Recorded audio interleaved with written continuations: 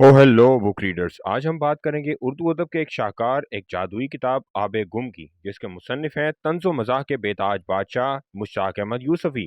ये किताब पहली बार 1 जनवरी 1990 में शाया हुई। आबे गुम ना सिर्फ एक मज़ाहिया किताब है, बल्कि ये एक ऐसी तख्लीक है जो पढ़ने वाले को हंसाते हंसाते अंदर से रुला देती है।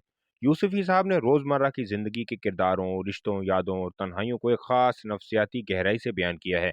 ये किताब हंसी के पर्दे में छुपे दर्द की कहानी है। इस किताब में तंज़ो मज़ाह का नादिर इम्तजाज, फ़लसफ़े और नफ्सियात की झलकियाँ और इसके किरदार हर पढ़ने वाले के दिल में बस जाते हैं।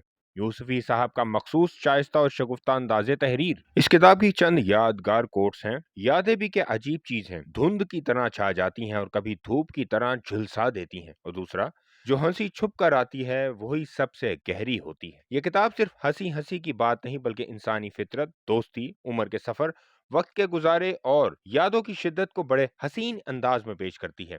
अगर आपने कभी किसी को खोया हो या अगर आपको तन्हाई में यादें सताती हों, तो ये किताब आपके दिल को छू जाएगी। तो किसके लिए है ये किताब? उर्दू अदब के आशिकों के लिए, मजाह पढ़ने वालों के लिए, गहरे जज्बात को महसूस करने वाले पढ़ने वालों के लिए, और उन सब के लिए जो हंसना भी चाहते हैं और सोचना भी। अगर आपने आबे गुम नहीं पढ़ी तो आपने उर्दू अदब का एक खजाना चखा ही नहीं। किताबें पढ़ें, इल्म फैलाएं और जुड़े रहें बुक ट्यूबर टॉलस्टॉय के साथ। अगली किताबी मुलाकात तक पढ़ते रहें, सोचते रहें।